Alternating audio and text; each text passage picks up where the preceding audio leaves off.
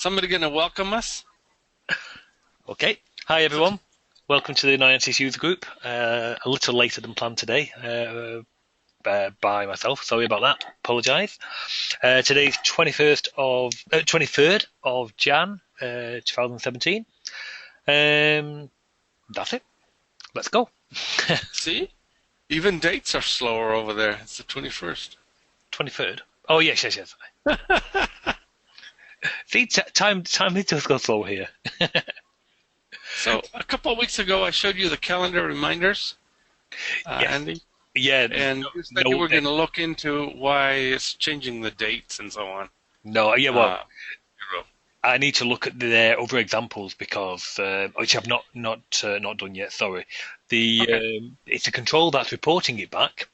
We know that much, which we did in the webinar, but well, that's no good. Just because the control reports it back, we don't want to be doing that because that would obviously break the main event and any recurring events of that as well. So we definitely don't want to do that. What the workaround will be, don't know. Have to give it some thought, to be honest. It'll probably be that you won't want to do anything with that particular thing. Just store that it's been dismissed and that's all. Mm-hmm. But if it's a recurring, then it's just going to be dismissed forever. Well, you could store it at the exception level, because the golden rule of the recurring is, let's say you have an event starts on the 1st of the month and that happens to be a Monday, hypothetically, and it runs every weekday. So it's Monday to Friday forevermore. And you dismiss the one for Wednesday.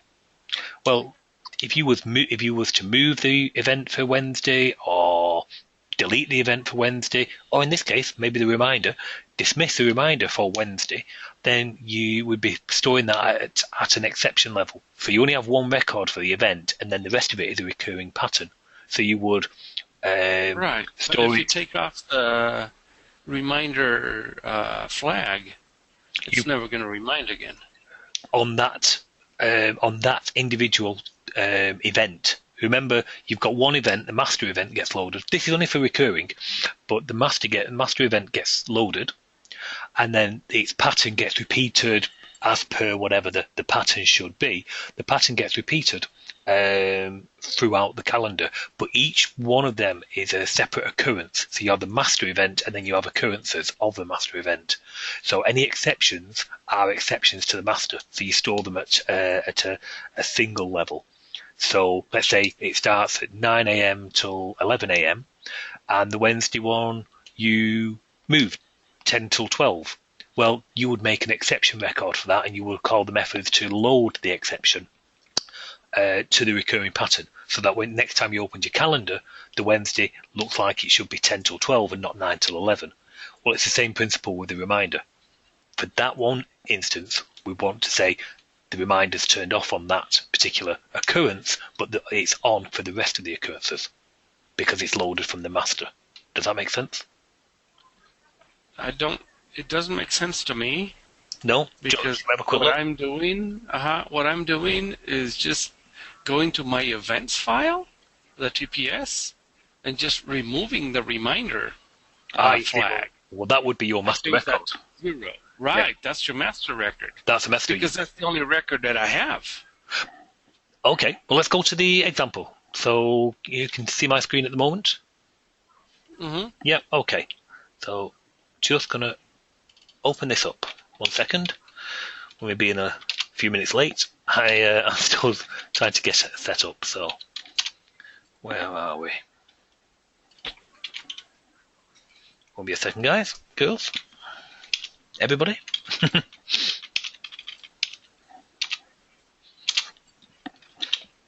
See, the girls get all the attention. Noyantis is an equal opportunities software company. And rightly so. With Wendy as my wife, I have no choice. I get battered. That's why we love Wendy. She keeps me in check.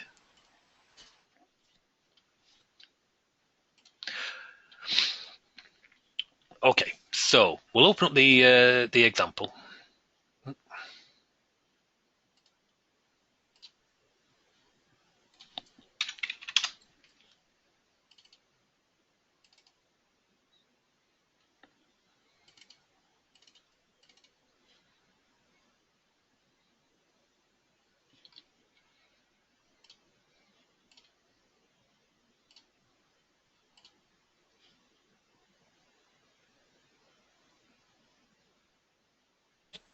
Okay. And we'll jump straight to, well, we can cover the reminder one, but we'll take a step back and we'll just cover recurring. And this is good for anybody who uses a calendar for recurring patterns. Mm-hmm. Which I don't use all that much, but I might have clients that do. Well, hopefully this will shed some light on it then.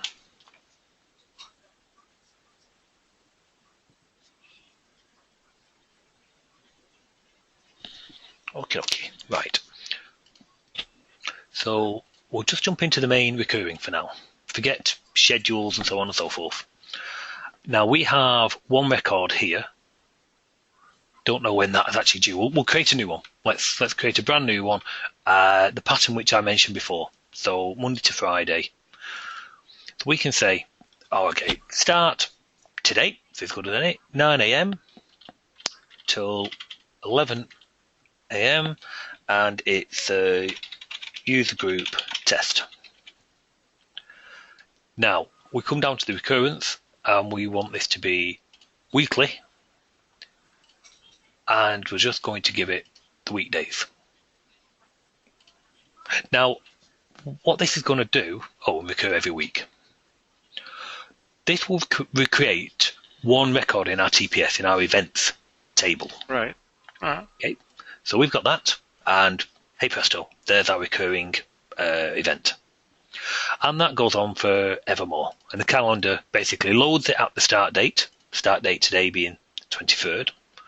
And then it basically, you can see from the highlights on here that it's applied it to all the particular weeks going forward. Mm-hmm. Now, if we change that, the example app asks you, do you want to change an occurrence or the actual recurring event itself? So we're going to do all. And I'm just going to change its description. There you go. All of them have been changed to 2, and so on and so forth. So we've still got one record in our TPS. And this, the TPS, the idea, it basically mirrors how CodeJot want you to apply the changes and so on into the calendar itself. So they want you to add one event. Now, when it's a recurring, you add a master event.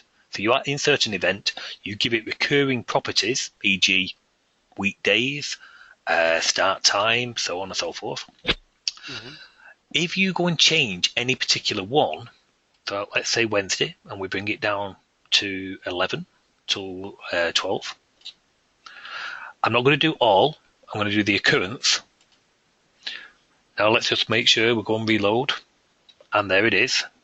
What we now have is 2 records. One in our main TPS, one in our event TPS, which says start on the 23rd at 9 a.m. till 11 a.m. with this description, this properties, reminding just being one property of the master event, and that gets populated across. And then the way CodeJot like you to do it is it will do that recurring pattern until it's told to stop after a date or up to a date or after so many occurrences. But if you have any exceptions to it, e.g. this one here, for the 25th, the 9 a.m. Occurrence of that, we want it to start at 11. So on that one, we need to store an exception to the pattern. So now we have an exception table.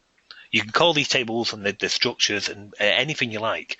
I've got mine mimicking how CodeJot want you to do it. But of course, in your applications, the tables, the structures, the things will be however you want. So you don't have that in your events table? No. Or do you? No. The events table only has one record, and that is the master. If you think the events is a master, so if they're not recurring, well, by definition, one event is its own master. If it is recurring, then it's the master, but it stores all the preferences of that master event. So do you have an additional table here? So we have an additional table, and so let's just jump back to the example. Calendar recurring reminders. Reminders are the same thing, but yes, calendar recurring. On here, we've got the events, and then we have EV exceptions. Okay. And you can see on the exception, I store the original start date and time, end date and time, the new date and time, and also has it been deleted? Because it might be, let's say Thursday, that's actually being deleted.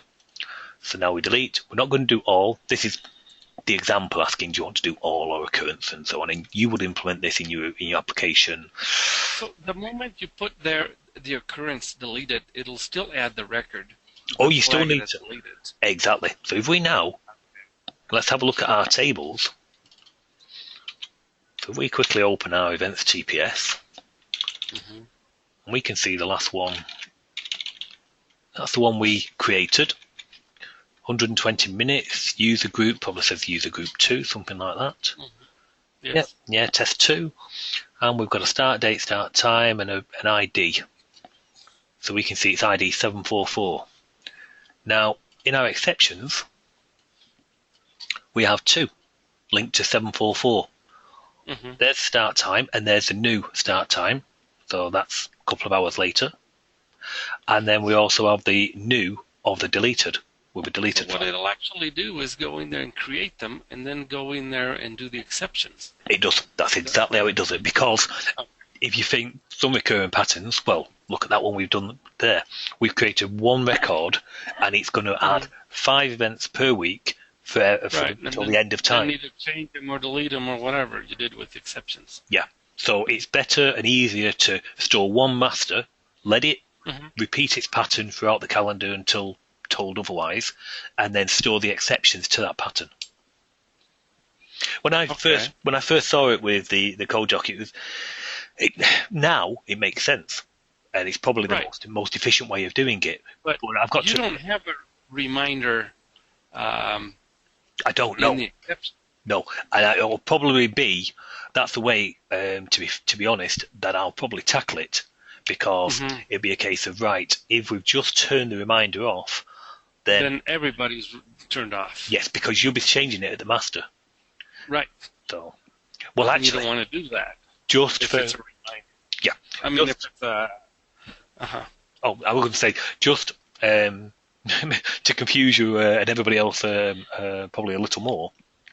No, I think we're getting the idea now. We just, we need a picture, and this is great, Yeah. So when you do the recurring, the master, you don't actually get to see. The 24th, we said start at the 23rd, but technically the 23rd just happens to be an occurrence of the master. It happens to be the first occurrence, but it's an occurrence just the same as that is the one that was deleted is, and so on and so forth. It's just merely an occurrence. Whereas when you put a normal event in, which isn't recurring, then it's a master and an occurrence all in one, if you will. Right. So that's basically the idea. So the way I'll probably tackle it is add an extra column in here to say about the reminders and remind so many minutes before, because that has exactly the same properties as that, except for its date. That has the exact same properties as that and that, except for its date, and so on. But there'll be nothing stopping me editing that occurrence, put a reminder on it, although the reminders ain't turned on this. But basically, I'd have to store it, but all of a sudden now I get to actually... At the occurrence level, at the exception level. At the exception. Right. So now this example won't cater for that because it'd want to... no, of course. And so on. We get the idea. Yeah. So basically, the example app will probably want padding out to show an example of this, and I'll just do it by adding a column in here, detecting that you've turned the reminder off and so on, and storing it. And then during the load, which we never covered, in the recurring, it should probably be in the calendar load records, I would have thought. File load. Yep. Yes. We have delete all the contents, Mm-hmm. load all the non-recurring. So that's Mm-hmm. simple. And you notice I'm loading it by That's the group. fine. Yep. Right. It's quite an efficient way of doing that because you set all the properties in one go. So we clear the group, prime it, and insert from group. Then we You load the load the recurring. And then the exceptions on there. So Probably. we've got our recurring there, which is just a local procedure which is taking the same things and so on. But then we go through the exceptions. We say, okay, now for each one that you've just loaded, go and have a look if there's any exceptions and load them over the top. Right, but does this trigger the reminder screen before or after you add them there? No, the reminder would come up after this, I think. We'd have to check that, but I think it would come up after this. Okay. Because then that way you'd have to kind of be sure that you're looking into the exceptions first before you add the remind or the event into it. Well, if you notice on here, Maybe it's at the populate label. I don't know. yeah, we're doing that, but the calendar, although technically gets it loaded into its memory, the populate is what really puts it on the screen. So I wouldn't expect the... And that's what triggers it, huh? Yeah, exactly. So I wouldn't expect the reminders to trigger before populate had been issued. Okay, great. So that's the idea. But I'll pad the example out with that, and we're probably going to need a quick change to set event exception because I'm asking for the original date and time, the new date and time. I'm going to guess that is deleted because we can see that, and then a populate on the end. So I'm going to have to expand that to ask for the reminder facilities as well, so that as it loads the exception, it can apply the correct reminder properties. Right. Because right now what was happening, it was deleting the dates also. Yes. Putting them to 0. Yeah. So there will be some mods to be done on that. Probably shouldn't. It shouldn't be changed. I think that all you need to change is the reminder. Yeah. Turn that on and off. I mean, the calendar reporting back that it's 0 date and time. I disagree with that. I think that's wrong. The date and time hasn't changed. It's just a reminder flag. Right. So I definitely disagree with that. But of course, what we disagree with and so on won't help how it currently works. So I'll make the template, detect and work accordingly. Mm-hmm. Exactly. So that's that. That's great. Okay, no problem. Now, I'm just quickly looking down. So there was Roberto. So that was yourself. David, have I missed that? Have we? Hi, David. Oh, not sure he's got a microphone. Oh, there we go. Are you there? Have we showed you the property grid? Yeah. I've looked at and I've tried to use it a few times. It's mainly trying to integrate it, trying to get it to, to load with what I want easily, or trying to do that kind of stuff with it. It seems to be my more. So I'd like to use it in more places, but I'm having problems like just loading stuff into it and then pulling stuff back out, using it like a regular form kind of thing. Okay. Well, I had a thought on this, and obviously I'm working on the products all the time, and I'll be honest with you, I forgot if it's got a particular facility. John, you still around? Yeah. Yep. It was the thought. You was mentioning property grid on Friday, and just having a quick look. Oh, it does have a.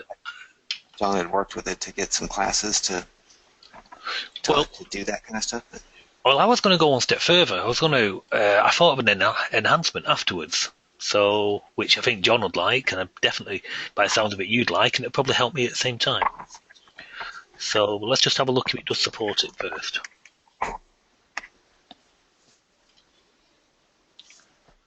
But if we go into here, I can show you basically some of it in action. Let me just check something first.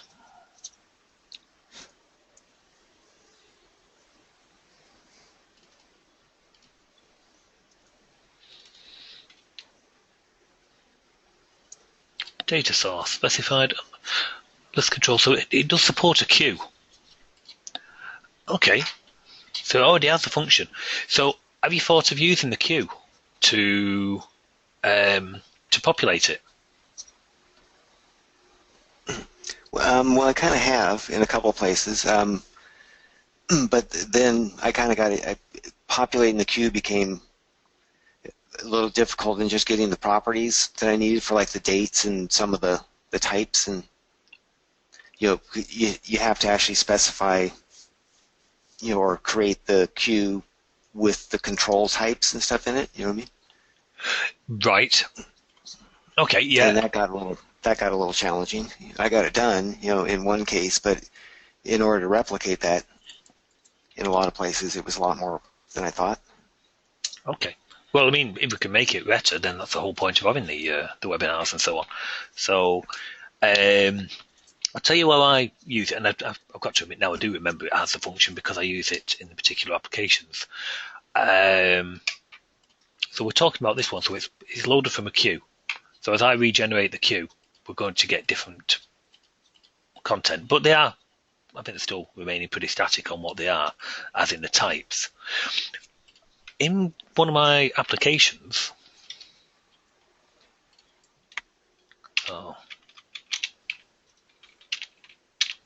okay,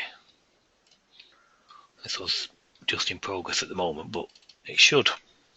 I think it's in enough shape to quickly work this way. You can set up customizable forms. So, say for example, we'll say it's form 1, 5 questions. Okay, and we'll just actually quickly put the questions in. So I'm going to have that one as I'm going to prompt some text. That's question 1.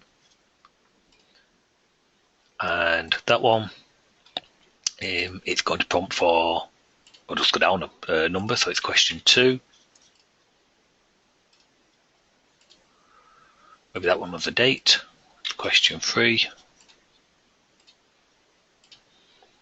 That one was a checkbox. Question 4. And then back to just a simple string. Question 5. So that's our, and it is a questionnaire. Yep.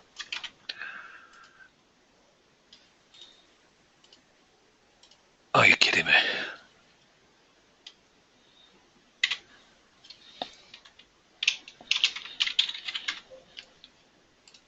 Yep. Okay, so that's one, and then we'll just have another one, form 2, and this only has 2 questions in. So now we've got basically 2 definitions, if you will, and they're both going to be different from each other. So this can jump straight into being an integer, and this can be test 1, and then into a checkbox for the next.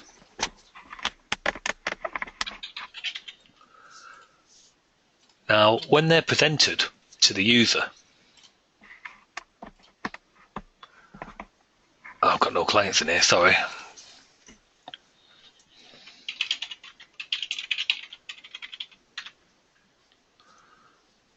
Oh.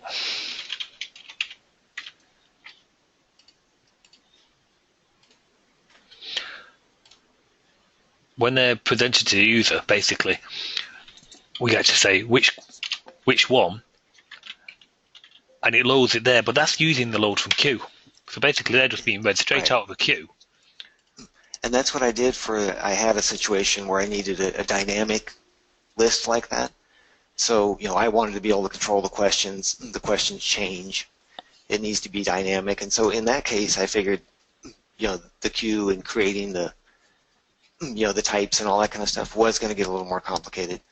But most of the cases that I'm trying to use it for, which I was trying to get to the easier way, it's for like a replacement of a form. Or when you're showing, you're really trying to use a form that's got a lot of fields on it, but you don't want to lay out an entire form. That kind of a situation, more so than which is more static from a table. Okay. Is there any merit? Like a customer. Let's say you had 50 fields on a customer form. Yeah. That you wanted to turn that into a property grid. Oh, well, I was just going to say, what about if I gave you the ability to say what a parent control was? Now, put myself into a hole here, give myself some work, but this will be a good enhancement. What about if I give you an enhancer to go onto an extension template?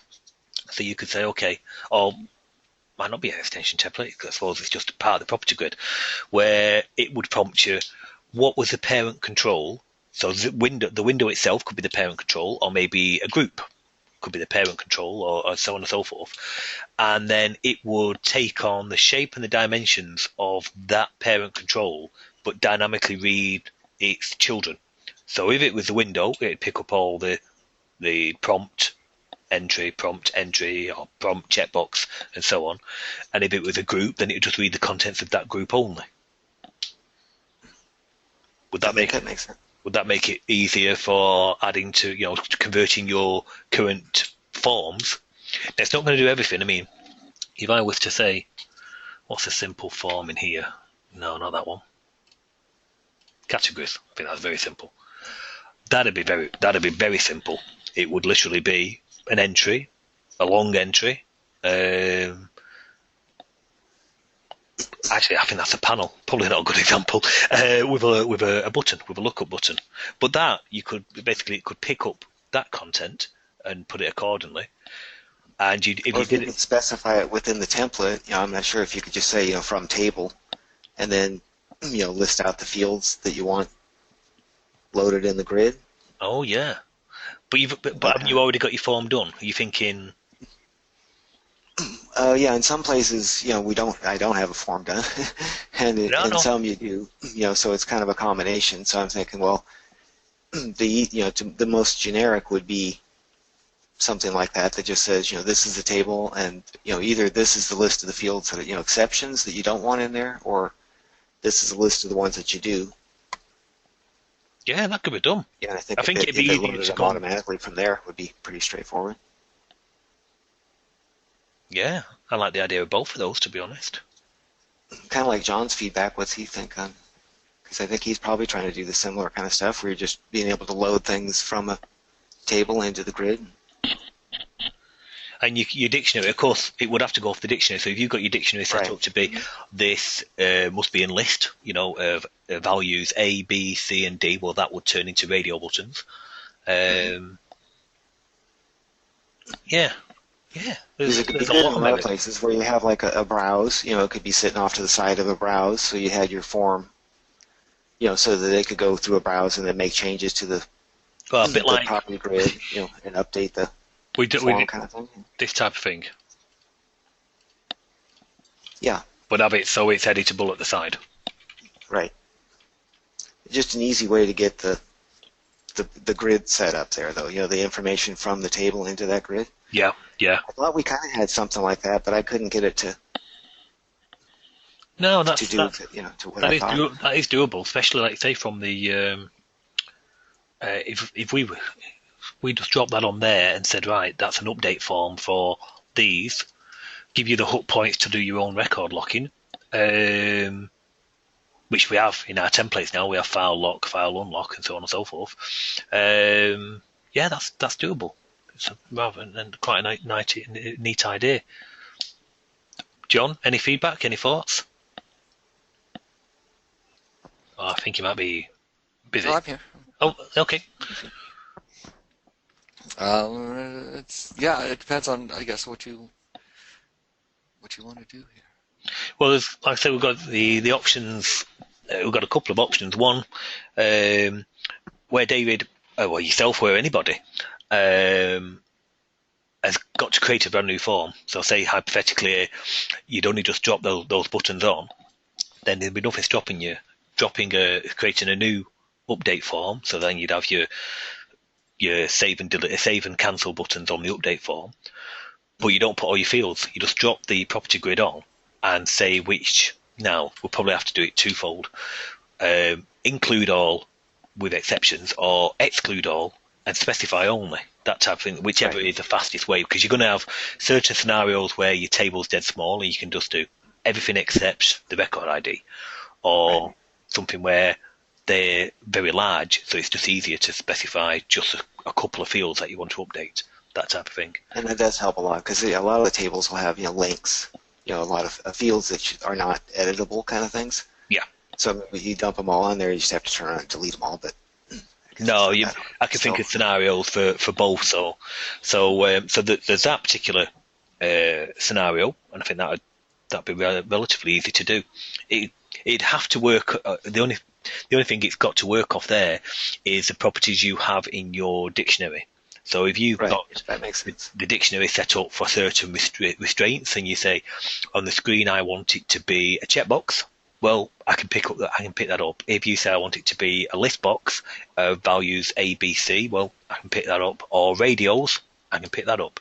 If it starts going into it's a file lookup, then that's going to be a little more difficult. It's going to be more like an entry and a button, that type of thing.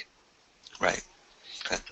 So that's one proposed upgrade, and the other where you have got a form. So, for example, we've got jump back to this. Yeah, I think the problem with the form is if you just try to do it straight with the form is because a lot of times the forms will have other things besides. They will. That information. It'll have like some browses or something else, additional things that might be on the form. Yeah. Although I still like the idea of being able to quickly swap part of it. So you can that's true. Quickly swap. So you could say, okay, just drop the parent control on here would be tab or the sheet, and dynamically read the contents. So it would take on the shape and the dimensions of the sheet, create a category per tab, and then just read the contents and put those options in. So to enhance that form into a property grid, giving it the other way should take less than a minute. Could it be a case of now you've got a grid, right? Add it to add the property grid, and take on basically read the content from the sheet. Right. But as you say, it's not going to fit all. So that's a good example, because that's a nicely laid out screen. I wouldn't want to swap all this into a property grid, because it's not going to fit with the where you can put an image and so on and so forth. It's not going to really go with it. So I'll probably leave that alone. And some fields don't fit, right, on the property grid? It can only be certain lengths, if I remember right. Oh no, you can specify a length. Right, but you can't put like a 4K text. Oh no, well, maybe not 4K. Yeah. in there somewhere. No. Just won't do it. But what is the size of the text that you can put in there? Is there a limit? Don't know. Can't say it's something I've tested, to be honest. Yeah. So when you did your surveys, Andy, do you on your database, you just specify a C string for any kind of value that you have there, or how do you add the questions? Well, I think we allow notes, but it's usually it's supposed to be like a short note, if you will, because apart from anything, if we have a look at the equivalent of where is its entry, so there's the different ones, and you've got something where it is long text. Yeah, you don't really have very many long. No, I was going to say I can't actually see it. No, I think I put like 5 or 6 lines of text in there before, but I've never checked not really very long. I've never checked the max. Form 3, test again. Let's just have a quick look here. Q1. I think I have 10 characters on that. But then we could have one called notes. Oh, sorry.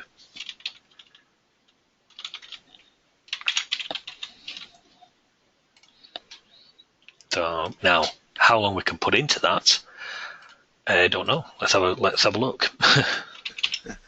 How big is your database there when you store it back?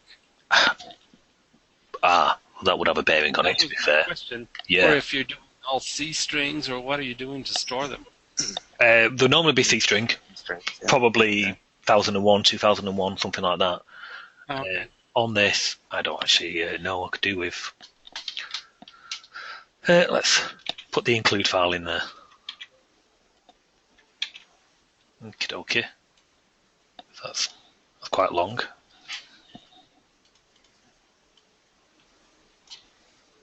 Got it again. Okay. Does that save it all? Is it all still there? No. No. So, but that'll be chances are that'll be a database restriction. So, yeah, that'll be a database restriction. It's not really intended for that. Right. I mean, it does have its limits, its limitations and so on. Yeah. Oh, just an idea. You're welcome to pinch the idea. Because it's dynamic and they can go, okay, question this, prompt, and so on and so forth.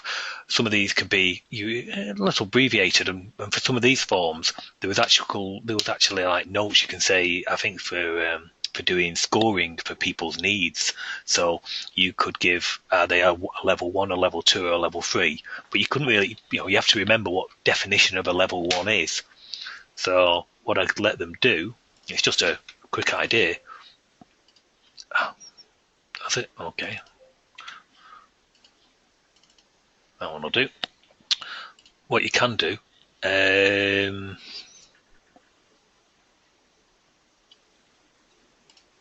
is actually put some.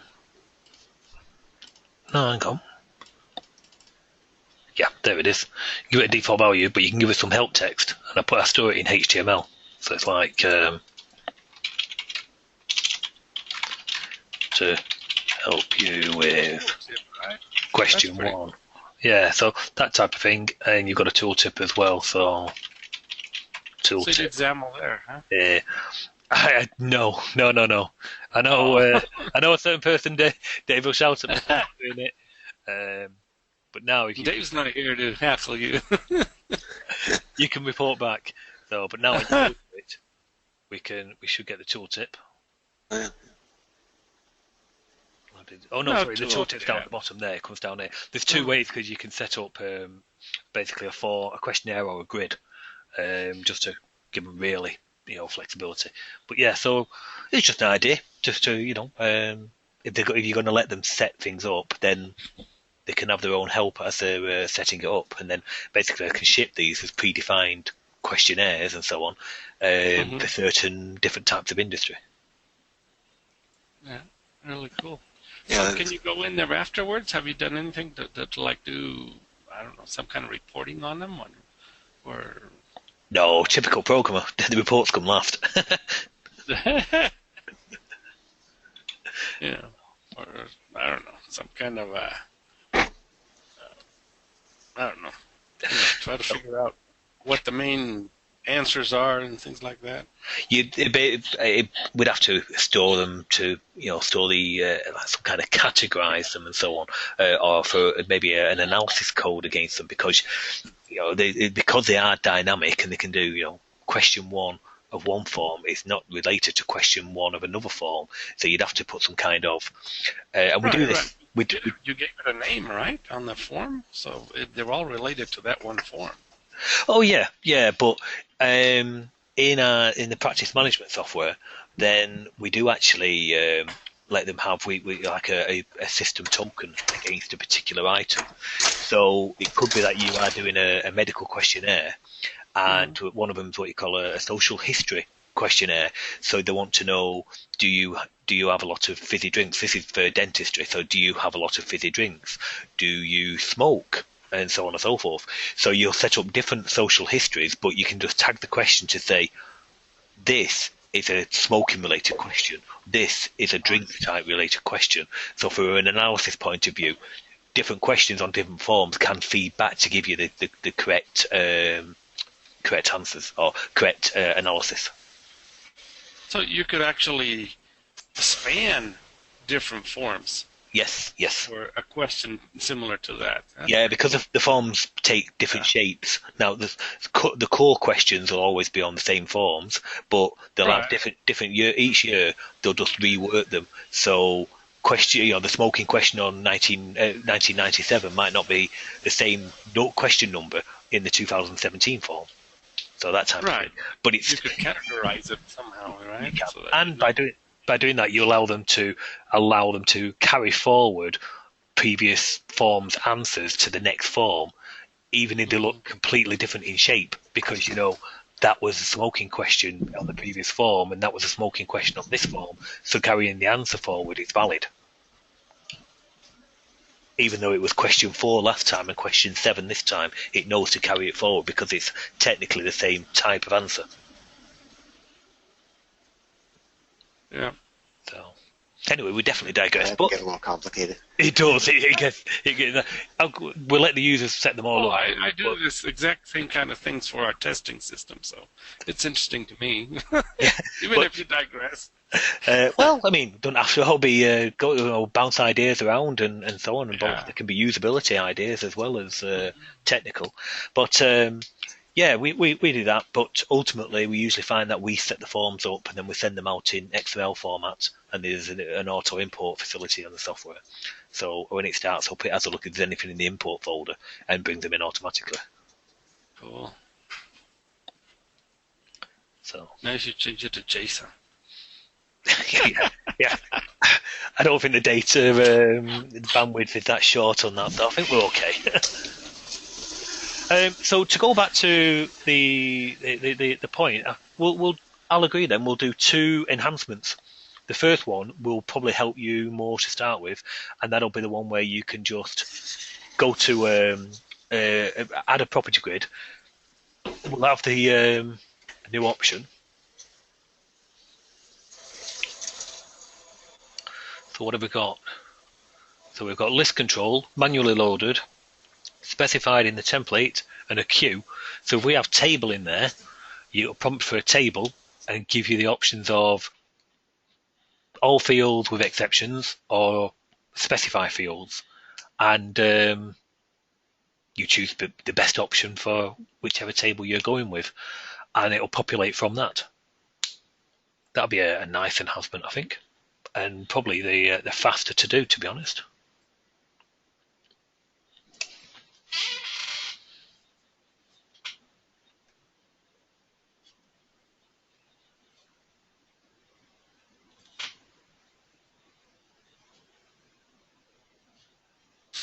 Was that a question, Andy?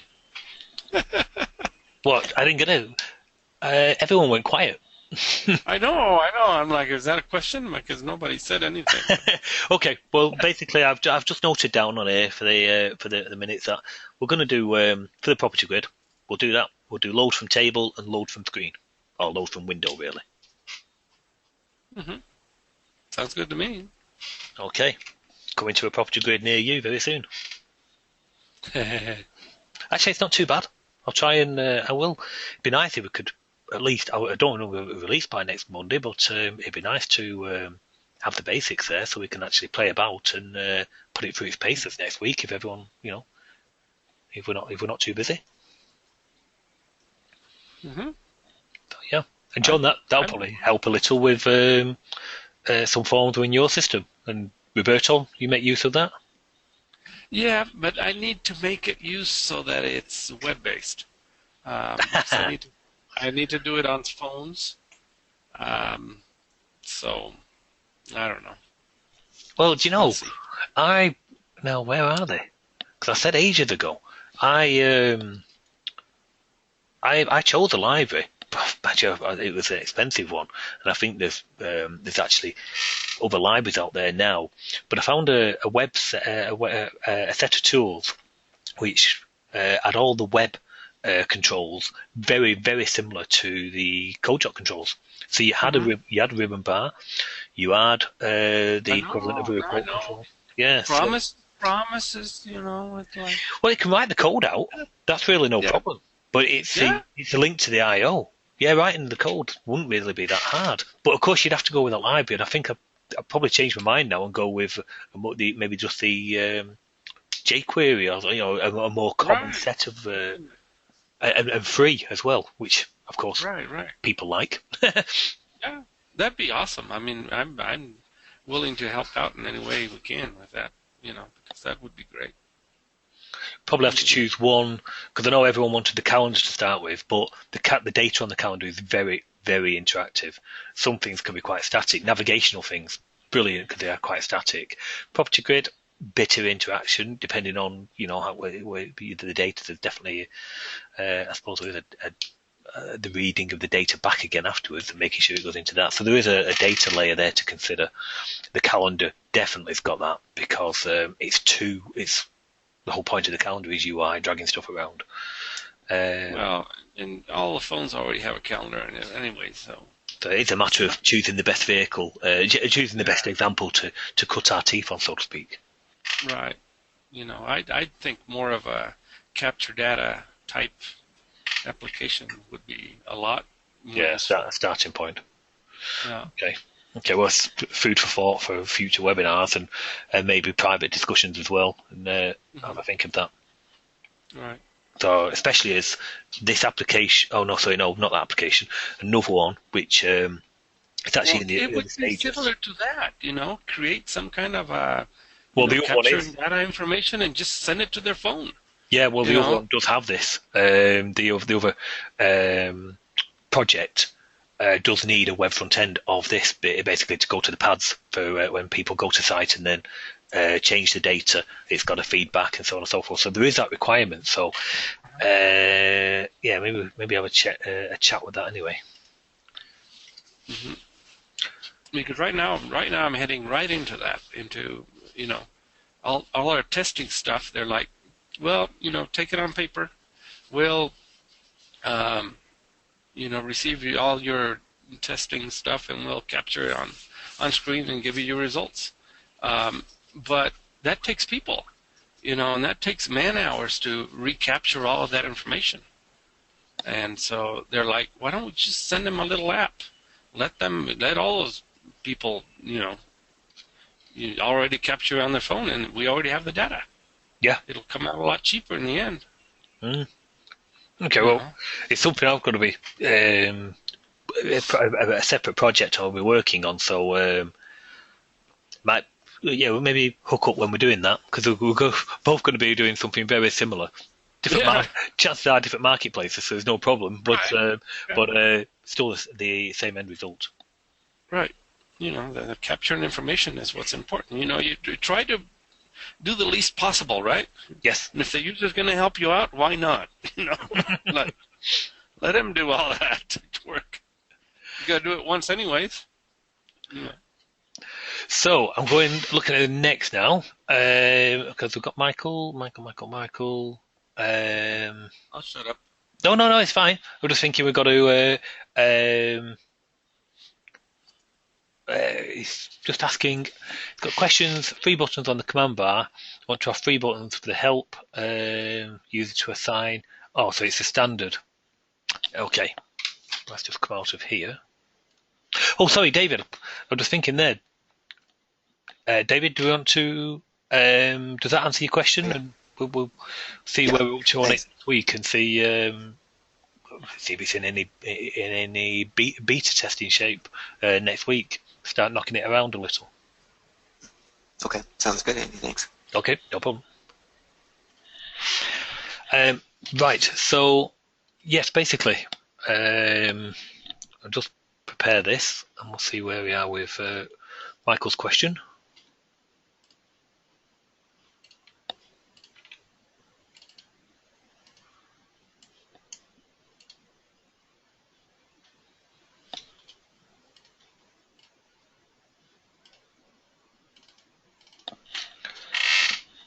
Okay, so we've got okay. Hi, Michael. Hi, how you doing? Fine. Good. So you want to know how to use some of the The standard, so like help and so on, help index, but on the app frame. Is that correct? Yes. Yes.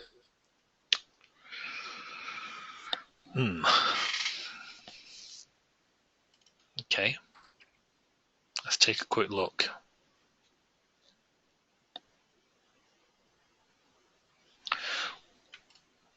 What have you tried so far? So you've tried a normal control. Is that correct? Yes. Do you have a standard Clarion menu?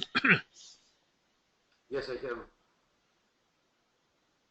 But I tried a mimic and not working. It's not working. Okay, let's take a look.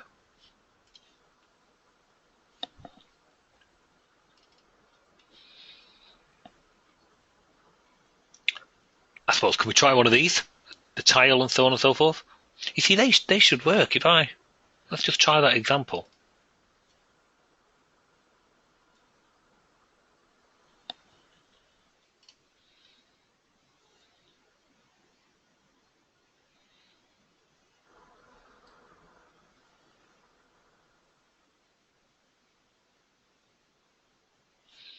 Okay, so if we open a couple of windows, window tile. Yes, these are working. But if the help what isn't, Yes. should really be no difference, to be fair. They're just mimicking what's already there.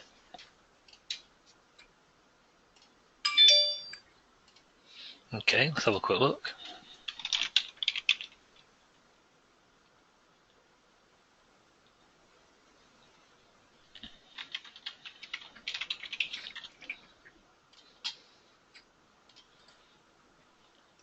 So what have we got from a standard point of view? Yes. Is that okay? Yes. Now, what action would you put on that particular one?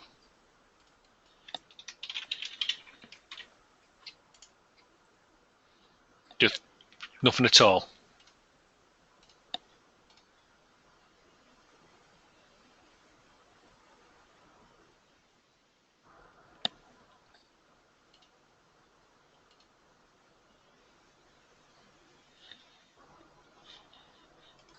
Just needs to know what it's mimicking, sorry. Got our command bar.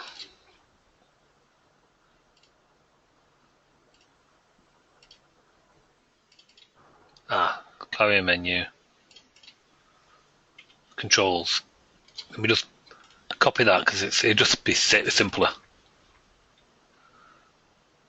I hide the Clarion menu. I don't have a menu Clarion. I have only a command bar in my application. You don't have a menu. No, only a main command bar. Right, so you don't have the menu bar, your Clarion menu bar. Yes, but I hide this. Right, okay.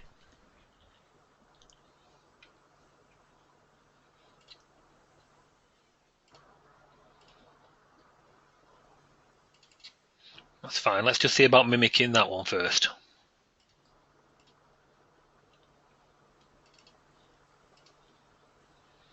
So it's under examples, and actually it's just going to be easier for me to just move that one option in. So we just move that. It's a standard help, and we'll move it under the examples. Okay. Okay. So we've still got a standard help, but it comes under the examples, which means it should come under the examples anyway. So there it is. We look under here.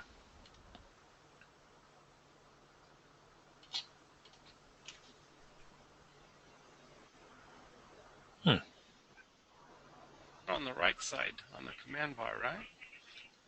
Oh yeah, sorry, reading what I want. So that, see, I've got no help attached to this and so on and so forth. So let's just put an embed point under the standard help just to see if it's triggering.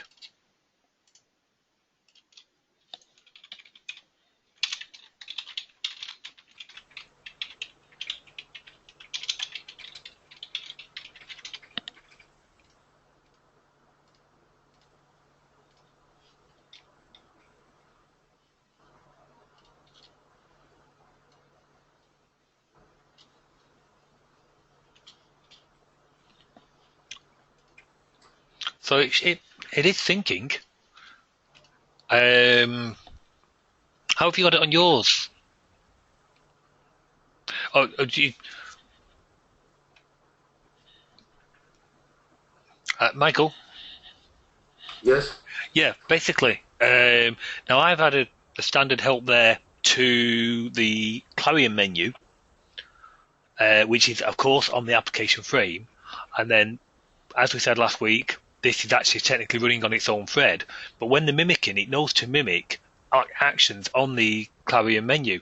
So it's just read that content off the Clarion menu, and Yes. it is detecting the help has been pressed. Now, of course, I've not set any help up and so on and so forth in this application, help file or anything like that, but it is detecting that it's being pressed. So I don't quite know what's your setup. In a button on my main command bar, the standard commands. Okay, so you just have, I mean, we should still be able to do that, so you can still put that in. So in there I can put in the examples, we'll have a help test.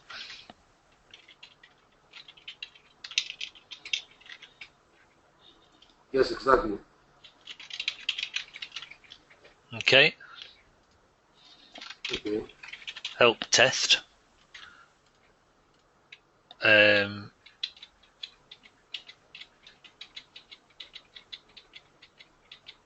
Oh, sorry, now I get you.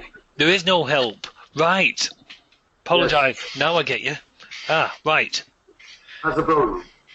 Right. Yes, of course. Yeah, that would be. Right. Okay. 1 second then. Let's take a look. And I tried in a bed that is not working.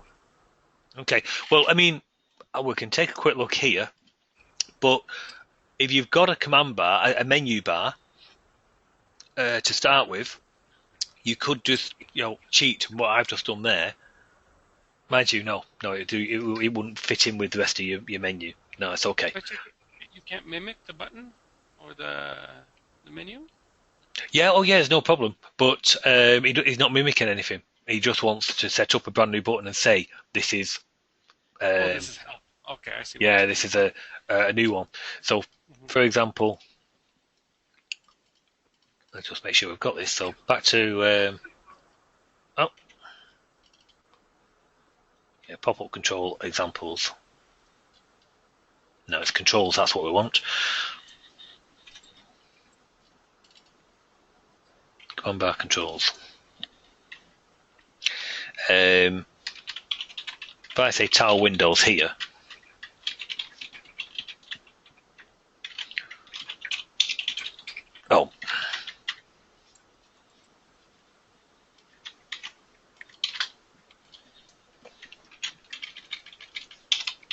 tile.windows on there, and we can say it's a standard action.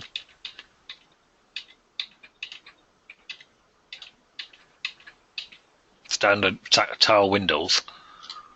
Yes, hello. Yep. It's working.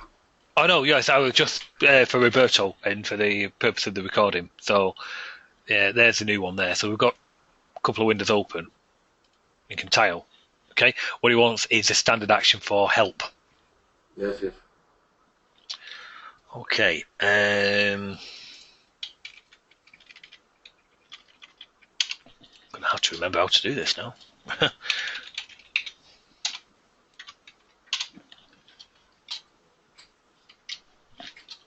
F1 always works.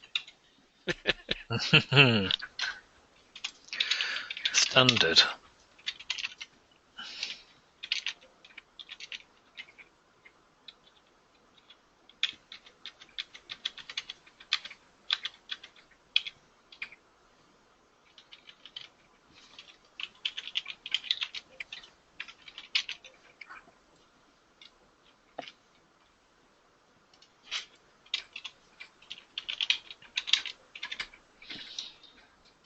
Okay, sorry, I'm just being a little quiet. I'm just having a look at how it's implemented within the template here. I wonder if you can just, press the key. Do a press key and just press the F1 key. No, there's others. There's a few. There's a free standard. So just have a look at how they have been added. So we've got the standard close.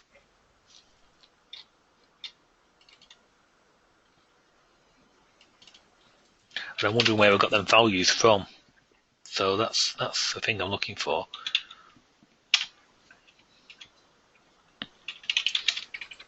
Tile window. Yeah, 6. No. I've given my own values, that's why. Typical.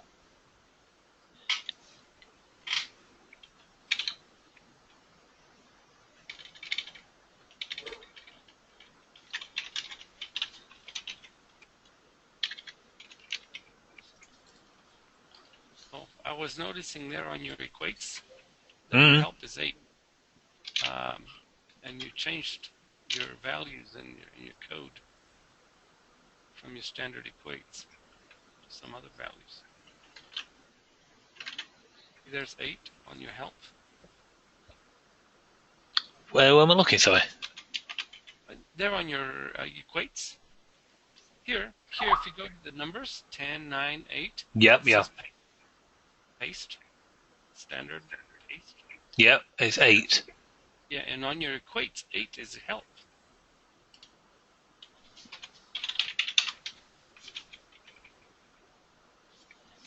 On the standard ones. Yeah, they're not. They don't tie in the same.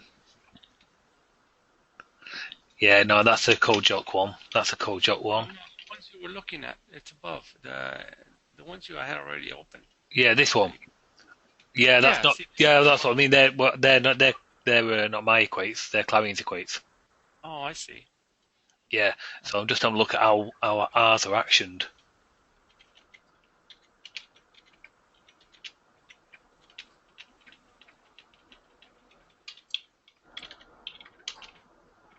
Yeah, there they are. Okay. Let's take a look.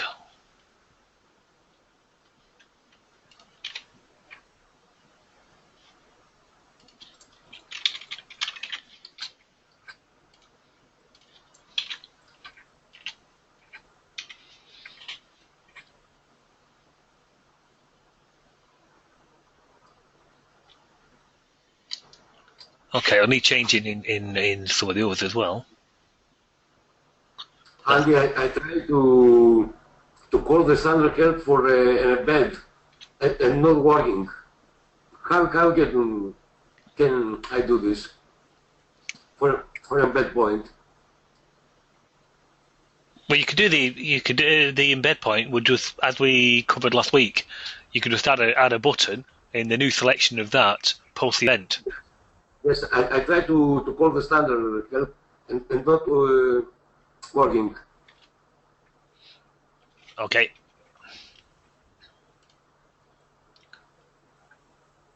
You'd want to call that set control standard action. Yes, I tried this. Set control action. Not working. Okay.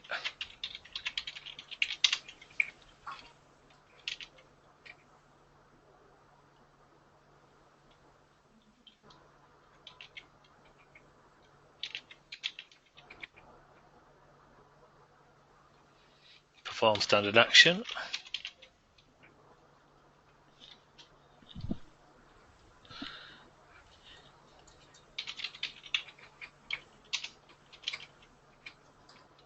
Yeah, because they need pushing into here as well.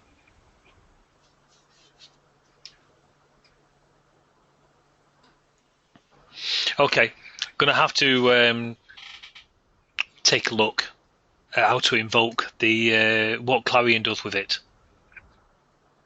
Yeah, that's what we'd have to do. Okay.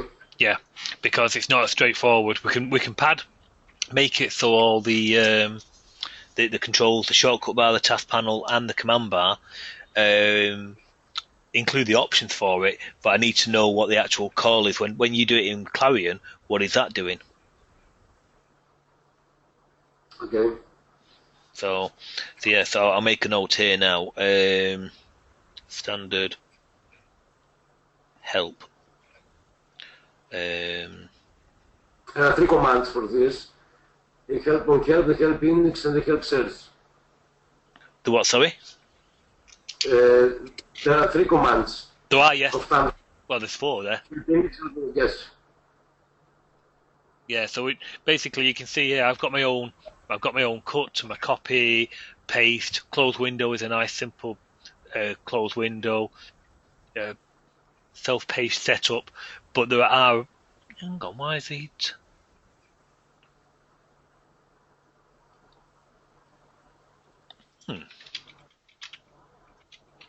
Oh, there's the tile window, yeah. So the tile window actually does call a local procedure, which is an API call, tile windows. So I'd need to know what Clarion does with the help, and chances are it would be an API call, and I'll have to do the same. Yes. Okay. So that's basically that's the things. We'll have a quick look if there's anything in help there, but I don't. Yeah, no, I haven't worked them out. So the help need adding, and that'll cover both. That'll cover the task panel, the shortcut bar, and the command bar. So at the moment, Okay. yeah, you won't be able to do anything until I look into that. So we'll have to look into that as a matter of urgency. So sorry about that. Okay. I wait. Okie dokie. Okay. I have one more question. Yep. Can we have a sync with a Google Calendar in our calendar, in Jan's calendar? The calendar for where, sorry? For a sync for a Google Calendar. Oh. Right. One of you guys use a Google Calendar and want to sync in our calendar. Right. No, Jan's calendar.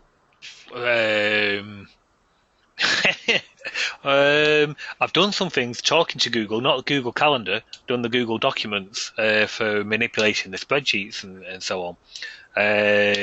That's quite a bit of considerable work to synchronize to the Google Calendar as well. I'm not saying it's impossible, but it's not something that would be done overnight. Yes. Yeah, that would be quite a bit of development, because just working out some of the interface with the Google Documents took some time.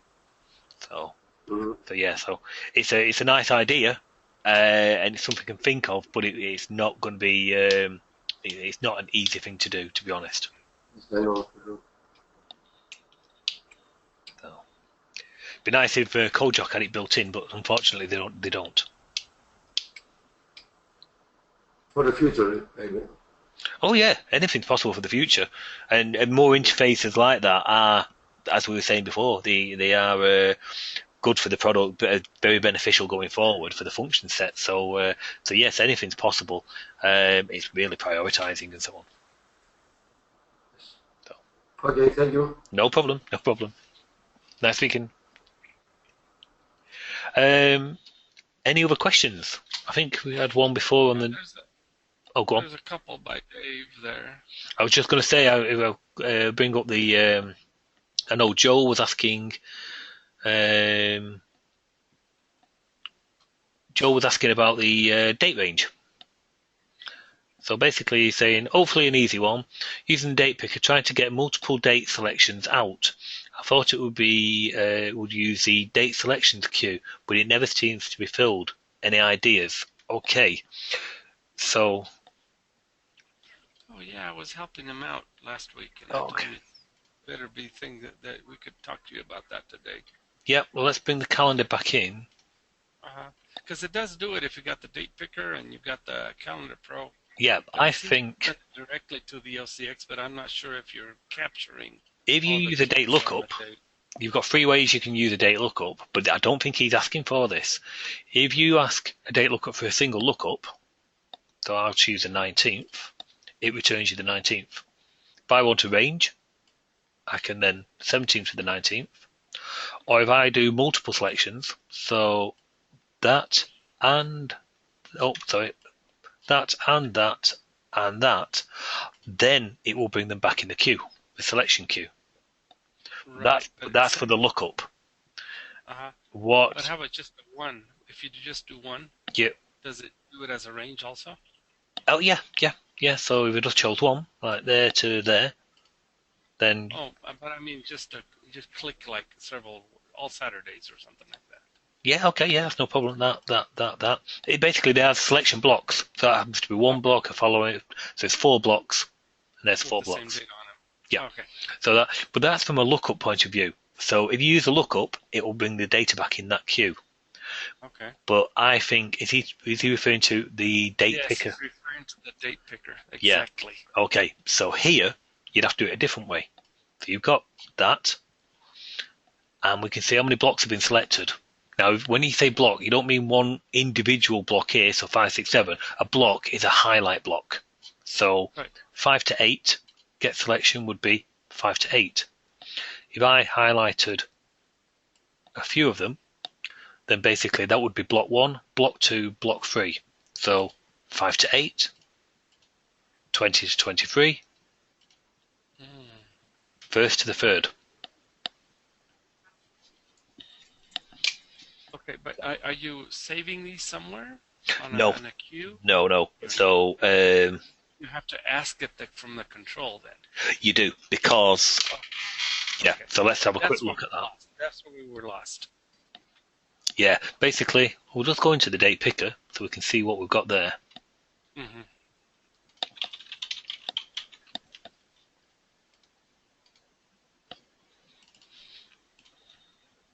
Basically the queue came about purposely for the lookup. It's not for this.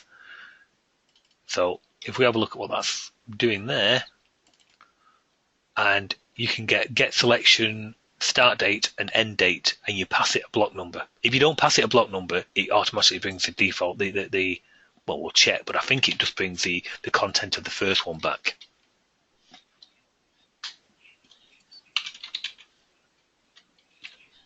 I will confirm that there though.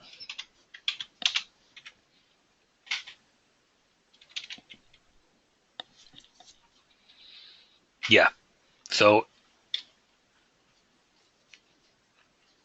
we've omitted, it just brings you 0, which basically is the first one.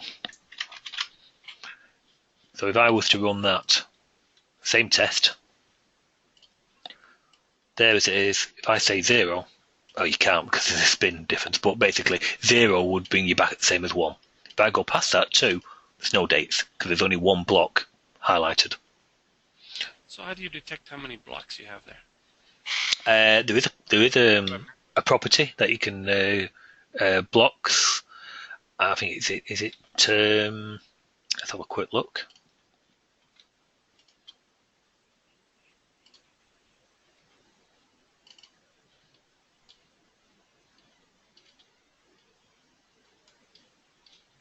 Because it might be that I've already covered this in the class.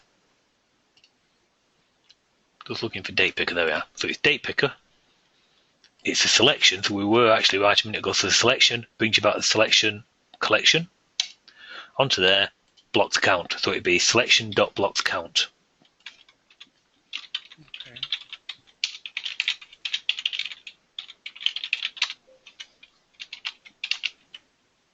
And yeah, there is an extra. Let's just quickly put this out for Joe. We'll add another quick button so we can always point him in the way of the recording. So why isn't Joe on here? I don't know. It would have been beneficial, but I will quickly. Yeah. Give him a call.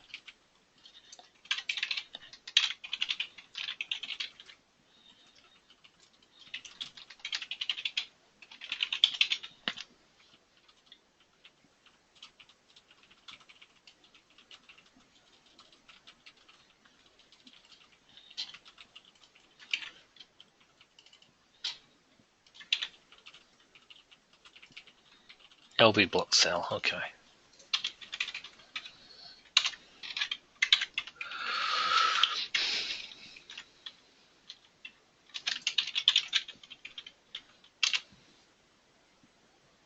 So basically what I was going to do is something along the lines of, and it would be date picker dot get selection block count.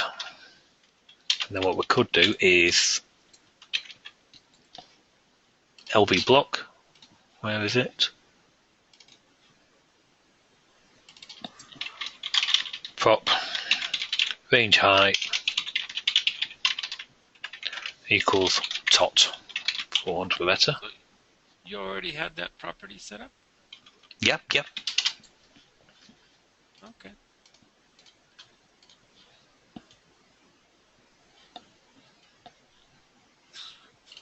I think Joe's coming in. Ah, okay. Said yes. I'm like, you should come visit us. I mean,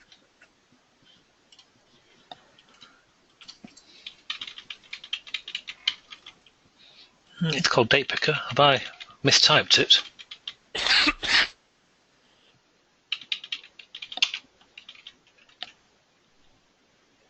it says data picker. Yeah. Not Oh. There you go. Okay, so basically, now of course you could do this. Change the count.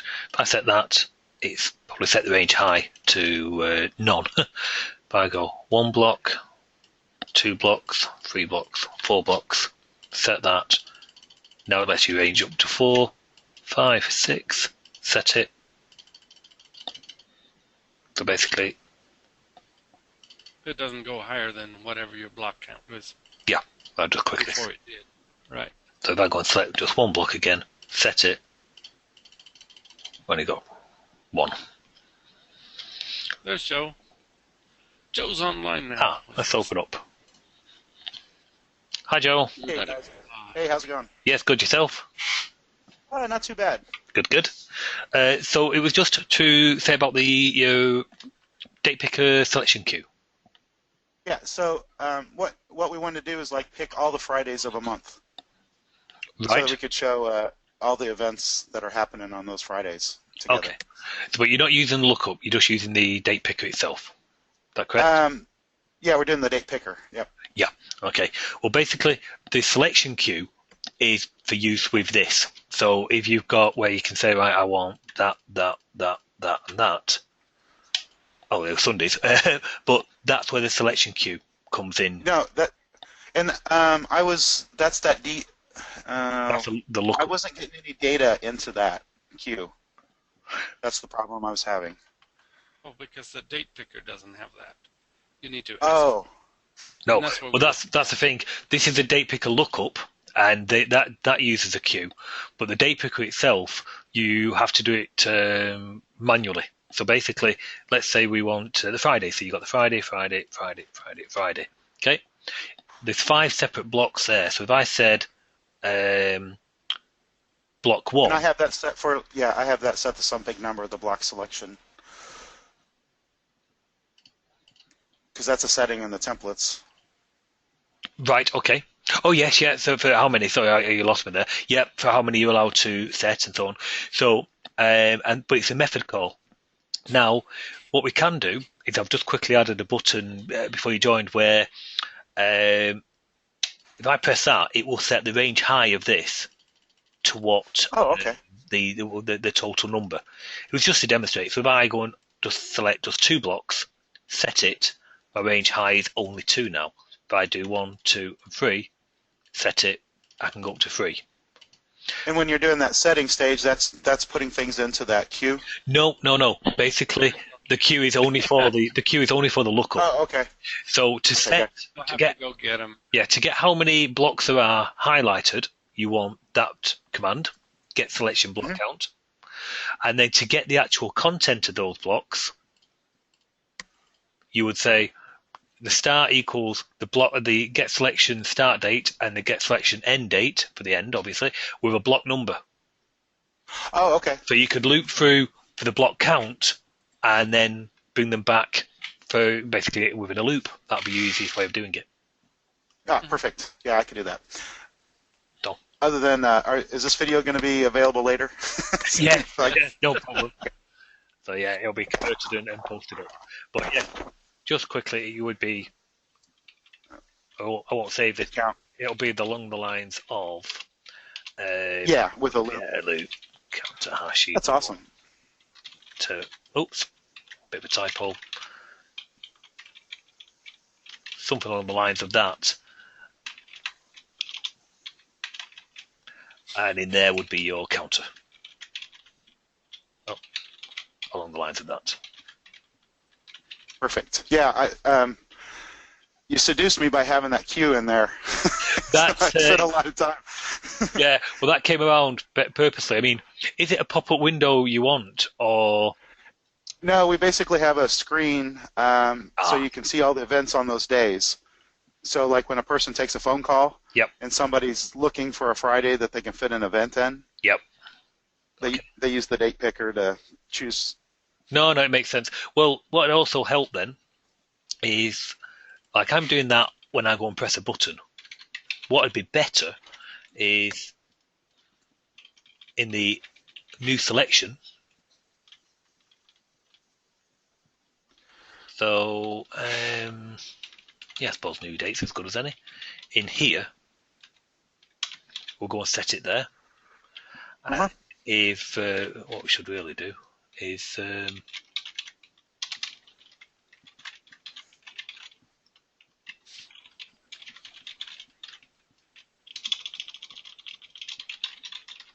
you wouldn't do this,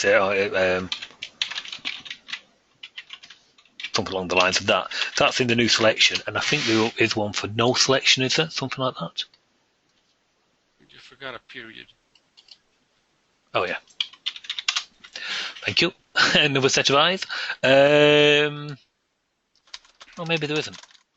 But basically, now, as I'm going through, I should never have to go and press that button. So I could do 1 block, 2 blocks, and that should be set for us automatically 3 blocks, and that's set. Go and re-highlight, and it's just set it back to 1. So you'd want to do it in the, if you're doing your dates, you put it in the new date. Right. Okay. Cool. So, and that would give you what you're after. And of course, you could go and query them straight away, showing the available dates, that type of thing. Yeah. Very cool. Yeah, that's perfect. No problem. Okay. Any other questions? So Dave questions. Dave questions. Was there? I put them on the chat. Oh, Joe, I don't know. I emailed last week. I don't know if you'd got the. Yeah. Yeah. Do you want to? I'll be in touch with. I was gonna say I'll be in touch with you tomorrow. Okay. Cool. Yeah. Cracking. Okay. Thank you very much. Cheers. Thank you. Okay. So. Oh, they're on the Skype. Yep. Just reading down. So we've got Joel's on the thing. Okay. Dave.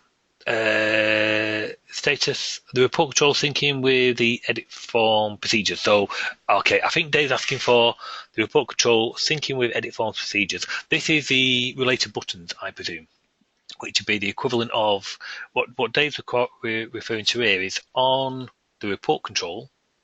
We'll quickly bring that example up as well.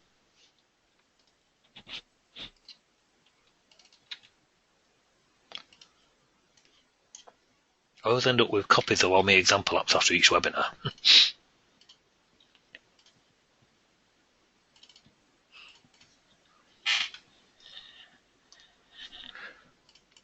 So a report control, for those who don't know, is basically a list, carrying a browse. Can be a grid. Yeah, okay. It's the name's terrible, but yeah, it is what it is. So there's different ways of getting the data in there. You can manually do it. You can bind it to a data source. You can enhance a Clarion browse. If you enhance a Clarion browse, that's fine because you've got the normal actions of a browse. So you've got the a record's been selected. You've got your probably chances are you've got your insert, change, delete buttons being enabled, and disabled depending on your browse, and that's great. But if they are manually, so let's have one with editing. So okay, edit in place. That's as good as any. If you basically wanted to enable, disable, insert, change, delete buttons, but what weren't linked to a Clarion browse, so it's a manually loaded, then we do need some kind of facility for that, and I think this is what Dave's referring to. So there's that, and of course the same for the data bound controls. So now we have got dependent buttons, which was added, and I can't see it now, but they are in there. Mustn't be added to the example app, but you can add to a manually controlled list. No, okay, simple date picker.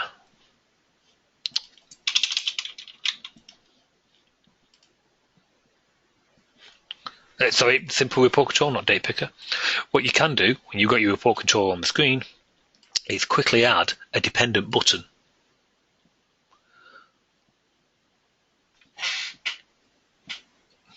Inline and search.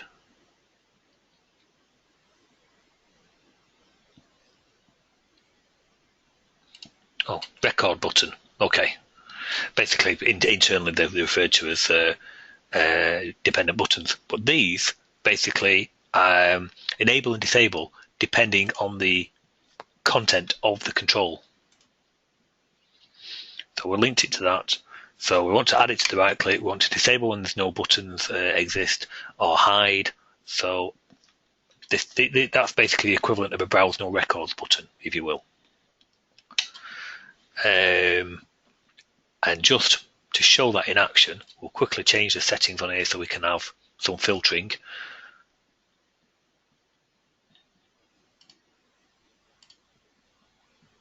So we'll enable the filter.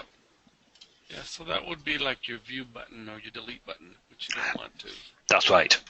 So now this is a button at a time, not as friendly as Clarion's insert, change, delete, but it is the direct equivalent of a browse no records button.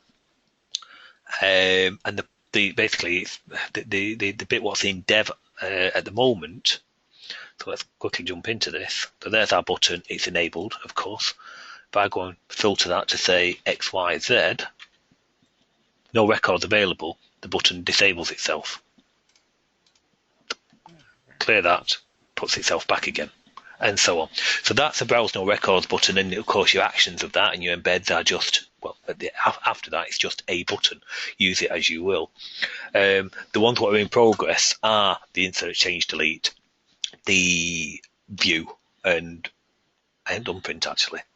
No, it's insert, change. Oh, and select. That's right. Yeah, and select. It's basically a direct replacement of the Clarion ones, but for, like I say, manual or data-bound report controls. So status of them, they are in the next build for you. He's waited long enough, poor bugger. So yes, they are in the next build, and of course there's some extra things for the select. Well, that's pretty self-explanatory, and the view and so on. But they need to know what form you're going to call, and especially on an update when it comes back, potentially reloading the current row. That bit isn't done yet. Got to work on that, but it will do what you'd expect. So it will actually do a bit more than the Clarion one, because all the Clarion one does is really reload the browse, whereas this would have to reload basically a single row. Yeah, so got to give the consideration of how to do that bit yet. So, but if you delete a row, you got to repopulate anyways. Yeah. Well, you can just do delete row, so you still do a populate. It's a change. It's knowing where to get the values from if you've changed something or inserted. That's a bit more awkward. All right. So it's the deleting and the viewing are pretty simple. It's inserting. It's basically changing the contents under condition and knowing where to get the values from. That's a bit more. Okay, and then we're going to leave it, right? if it's ordered and so on. Well, I'll put them, work on whichever record you're on, and if you inserted, put them on that, just as clarion browse. I take that as a read. So basically the idea is, be it data bound or be it manually loaded, the idea being that, remember this is list, a list enhancer would also work very nicely with this as well. The idea being that you could very simply not put a clarion browse on and start adding your own this way. So that's the idea behind it, making inroads into that. So, but the next one, Dave's asking for a status update on basically the command bars and the pass-through event at the top, and that is on the back burner at the moment. I've not really looked at it since basically, well, a while since the last time I was working on the command bar. Other functions, I've been working on the the backstage view of the command bar, but I've not looked at the other stuff. Sorry, Dave. And then he's got something to share with us. Let's have a quick look at what he's showing. Hopefully it's acceptable.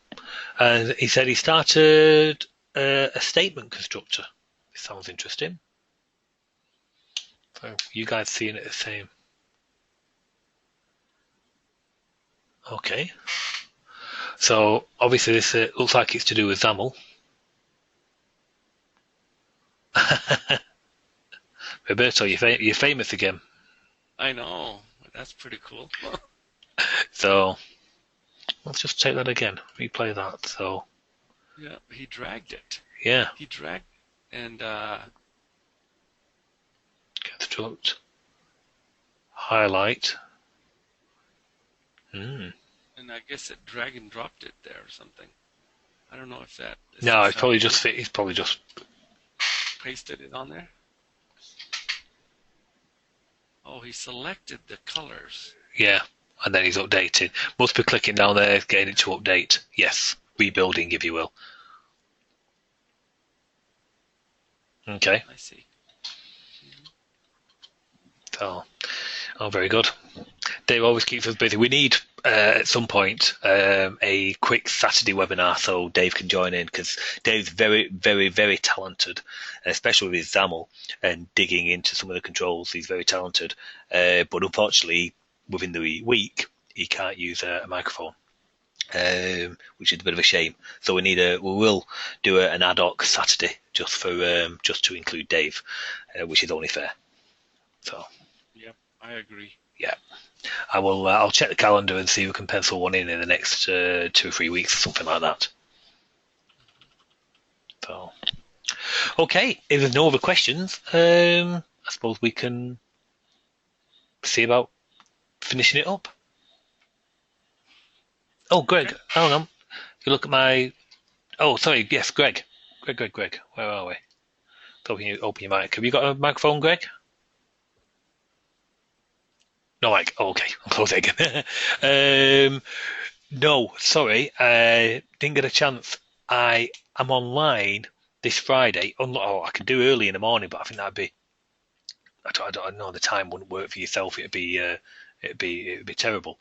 But if you can try and make it on the Friday, I'll definitely put time aside. If I can, I'll try and look at the thing before. Basically, this is the report control problem. Sorry, not a problem. A report control question. It's a class which was built purposely for putting the content into the report control. And if I've got it right, we've not manipulated it, probably changed it and tried to use it in a different window. And you've just got a problem putting the content in. That's correct. Is that a summary? Just waiting for a feedback off Greg. But that's basically don't think such class. Oh, it must be in the initialization then. Okay. Well, basically, if you can make yourself available on Friday, it'd be beneficial. Quickly walk me through the what you're trying to achieve and the changes, if any, and we'll probably get the answer, pretty quick. But we'll probably have to hook up to do that. It'll just be easier rather than keep going back and forth, to be honest. What time on Friday, Greg? Greg's asking. People not very good for recording this. I'm available all day. You tell me, and I will make sure I put time aside for you. It'll probably end up earlier in your day, later in my day with the time difference. But if we can do that, I'll make sure there's some time aside for you. That's not a problem.